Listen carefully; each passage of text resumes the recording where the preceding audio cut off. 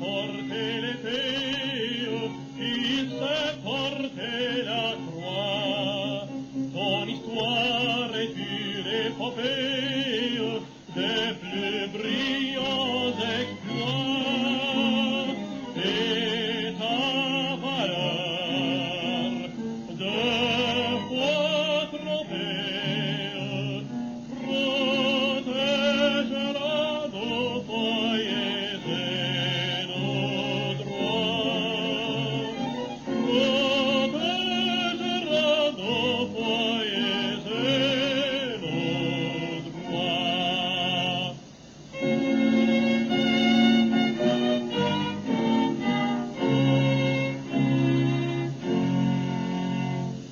Sous l'œil de Dieu, près du fleuve géant, le Canadien grandit en espérant. Il est né d'une race fière, béni fut son berceau. Le ciel a marqué sa carrière dans ce monde nouveau, toujours guidé par sa lumière. Il gardera l'honneur de son drapeau. Il gardera l'honneur de son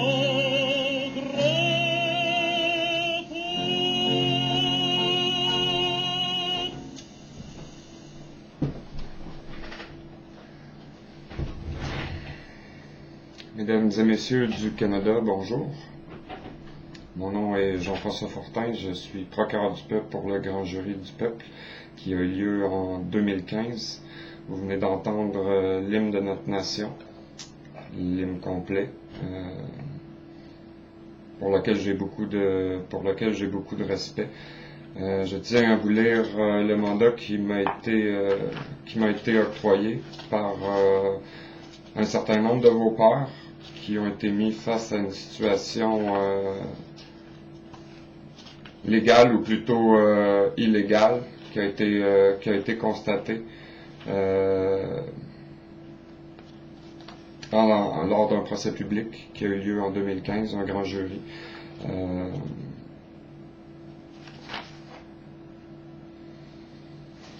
Donc, en tant que procureur, le grand jury, le peuple, m'a mandaté sous autorité du tribunal et du peuple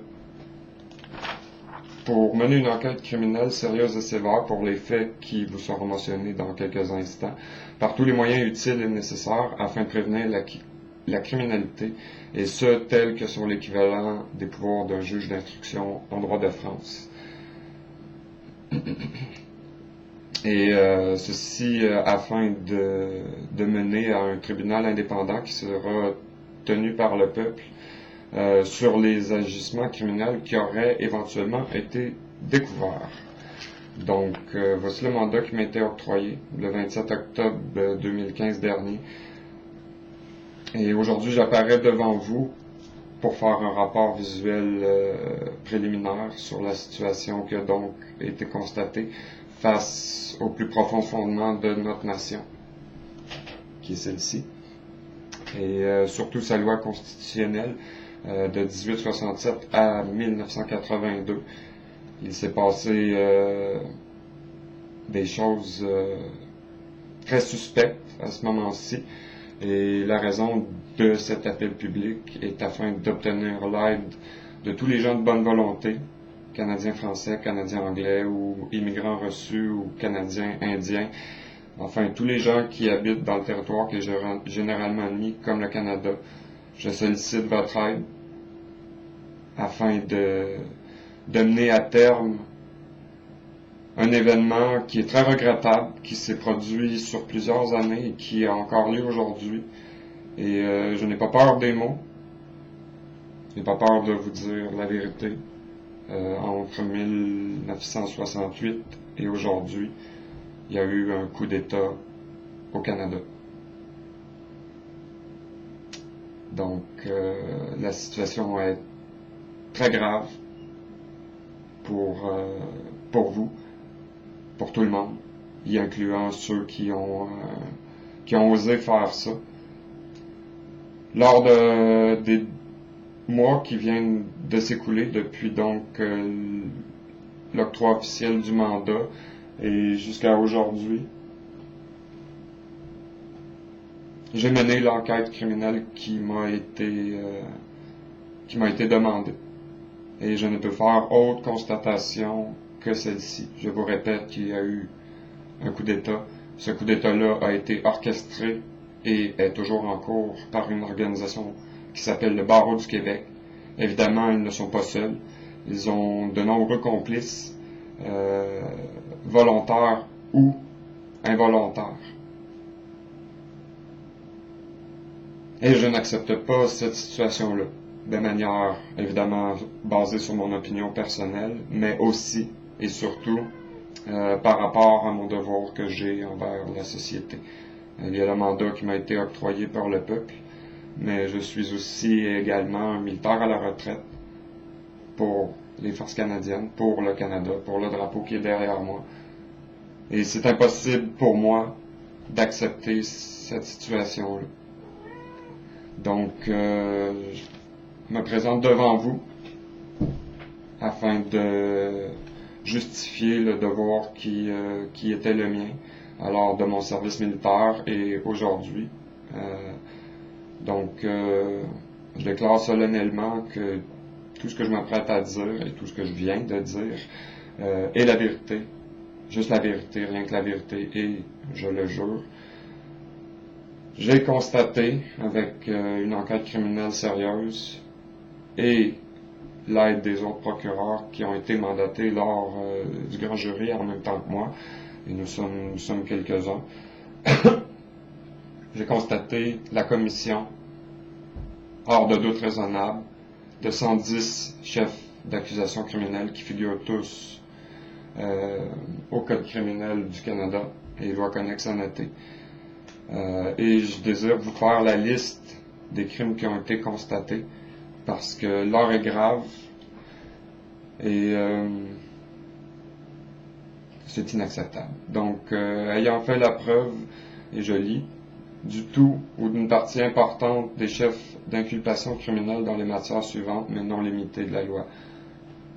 Common law, ignorance de la loi, crime contre l'humanité, incapable de juger de la nature et de la qualité d'un acte, contrainte par menace, participant à une infraction avec intention commune, personne qui conseille une autre de commettre une infraction, organisation, infraction de négligence, organisation autre infraction, complice après le fait, cas d'immunité d'un co-auteur, tentative avec intention, légitime défense en cas d'agression, provocation, défense de biens meubles, défense en vertu d'un droit invoqué, défense d'une maison d'habitation, revendication d'un droit à une maison ou à un bien immeuble, haute trahison, intimider le Parlement ou une législature, sabotage, incitation à la mutinerie, sédition, infraction relative aux forces militaires, attroupement illégal, corruption et désobéissance, corruption de fonctionnaires, fraude envers le gouvernement, abus de confiance par un fonctionnaire public, influencer ou négocier une nomination ou en faire commerce, désobéissance à une loi, désobéissance à une ordonnance du tribunal, fabrication de preuves, entrave à la justice, méfait public, composition avec un acte criminel, devoir de fournir les choses nécessaires à l'existence, obligation des personnes qui s'engagent à accomplir un acte, obligation de la personne qui supervise un travail, négligence criminelle, causer des lésions corporelles par négligence criminelle, homicide volontaire, hâter la mort, homicide par influence sur l'esprit, fait de nuire aux moyens de transport, empêcher de sauver une vie, harcèlement criminel, proférer des menaces, voie de fait et voie de fait grave, agression armée ou infliction de lésions corporelles, torture, traite des personnes, avantage matériel, rétention ou destruction de documents, exploitation, prise d'otage, documents parlementaires, biens publics, commentaires loyaux sur un personnage public ou une œuvre quand la vérité est un moyen de défense, publication sollicitée ou nécessaire, réponse à des demandes de renseignement, publication de bonne foi en vue de redresser un tort, propagande haineuse, incitation publique à la haine et fomenter volontairement la haine, vol par une personne ou d'une personne ayant un droit de propriété ou intérêt spécial, vol par une personne tenue de rendre compte, vol par une personne détenant une procuration, distraction de fonds en vertu d'instruction, abus de confiance criminelle, employé de public qui refuse de remettre des biens, fait de cacher frauduleusement, utilisation non autorisée d'un ordinateur, possession de moyens permettant d'utiliser un service d'ordinateur, extorsion, possession de biens criminellement obtenus, possession, escroquerie ou faux semblant ou fausse déclaration, obtention par fraude de la signature d'une valeur, faux, emploi, possession ou trafic d'un document contrefait, instrument pour commettre un faux, papier de bon du trésor ou sceau public, proclamation contrefaite, faux message, rédaction non autorisée d'un document, obtenir au moyen d'un instrument fondé sur un document contrefait, contrefaçon de timbre, document endommagé, infraction relative au registre, fraude, influence sur le marché public, reçu frauduleux sous le régime de la loi sur les banques, falsification de livres et de documents, faux relevés fournis par un fonctionnaire public, faux prospectus, contrefaçon de marque de commerce ou désignation de fabrique, marque distinctive sur approvisionnement public, opération illicite à l'égard d'approvisionnement public, vente d'approvisionnement défectueux à Sa Majesté, violation criminelle de contrat, intimidation, infraction à l'encontre de la liberté d'association, menaces et représailles, commission secrète, méfait, occupant qui détériore un bâtiment, punition de la tentative et de la complicité, complot, et finalement, acceptation vénale d'une récompense pour le recouvrement des faits. Donc voici la liste des 110 chefs d'accusation criminelle, qui, je vous le rappelle, figurent tous au Code criminel du Canada, pour lesquels l'État national du Québec, en collaboration avec tous ses complices, Barreau du Québec en tête, qui, n'oubliez pas, est une compagnie privée, sont suspects et pour lesquels ils pourront faire l'objet d'une déclaration de culpabilité. Tous les faits apportés devant vous sont d'une gravité extrême, en commençant par la trahison. Malheureusement, pour les traîtres, il n'y a pas de procès pour trahison. Il suffit de 2 personnes qui constatent la trahison et qui portent un acte d'accusation pour que la trahison soit constatée. Un traître n'a pas le droit à une défense pleine et entière, n'a pas le droit à l'assistance d'un avocat, n'a pas le droit à un procès. La raison étant que cette personne-là a craché sur la Constitution, sur le drapeau et sur la loi de notre nation. Il ne peut se prévaloir de sa protection pleine et entière pour sa défense. Donc, l'heure est au constat pour toutes les infractions et l'heure est à l'arrestation de la criminalité. Je demande donc, encore une fois, l'assistance de toutes les personnes de bonne foi et de bonne volonté pour qui la Constitution de notre nation représente quelque chose d'important, de m'assister à l'arrêt de la criminalité, puisque nous sommes tous victimes de cette criminalité, de cette fraude majeure qu'est l'État national du Québec.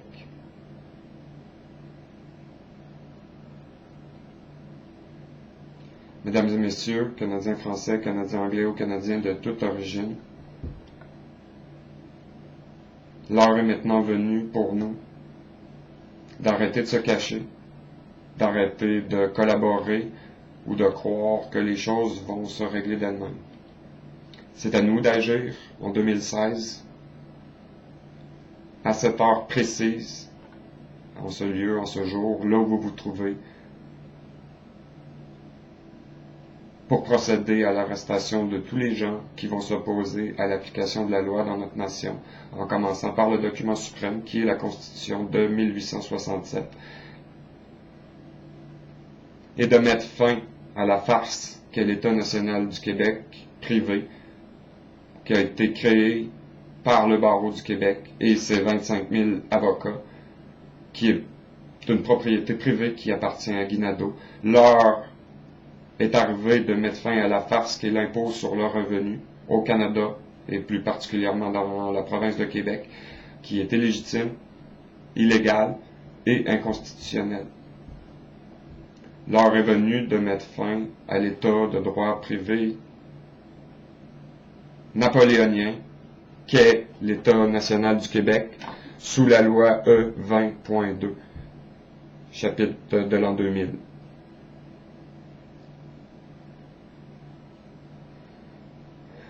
L'heure est venue, évidemment, de procéder à l'arrestation des traîtres par toutes les façons possibles et imaginables, incluant l'emploi de la force nécessaire pour que s'arrête la criminalité et la collaboration après le fait, au coup d'État qui a eu lieu depuis 1968. Le Québec est une province du Canada. Quiconque travaillera ou reconnaîtra ou fera en sorte que le contraire soit déclaré ou admis est un traître et doit être immédiatement maîtrisé, de gré ou de force, par toute personne qui va constater la trahison sous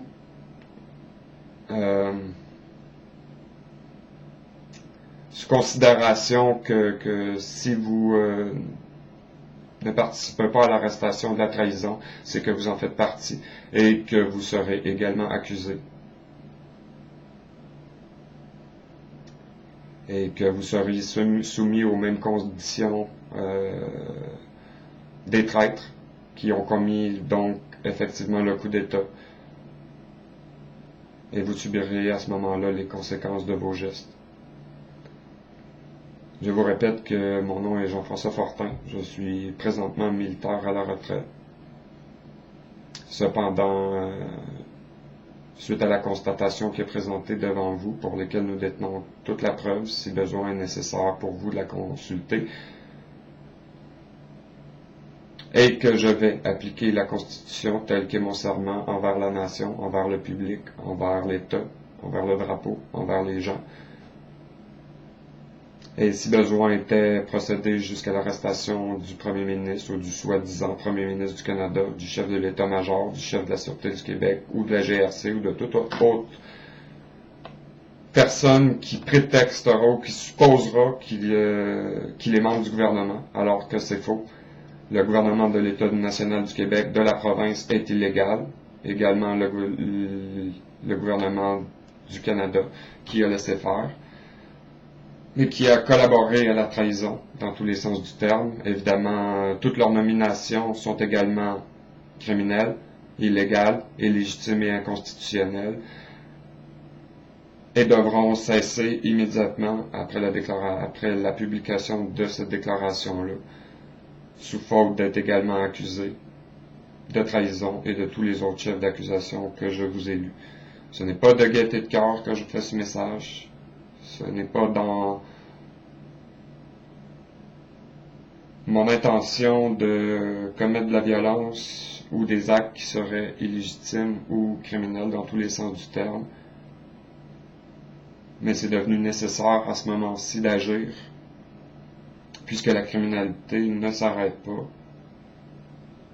Il devrait y avoir des actes qui doivent être posés immédiatement avant que nous soyons tous les victimes de cette fraude-là par les déclarations frauduleuses de guerre internationale, de conflits armés, d'assistance aux groupes terroristes et aux autres groupes qui sèment la peur, le chaos et la destruction dans le monde en supposément votre nom.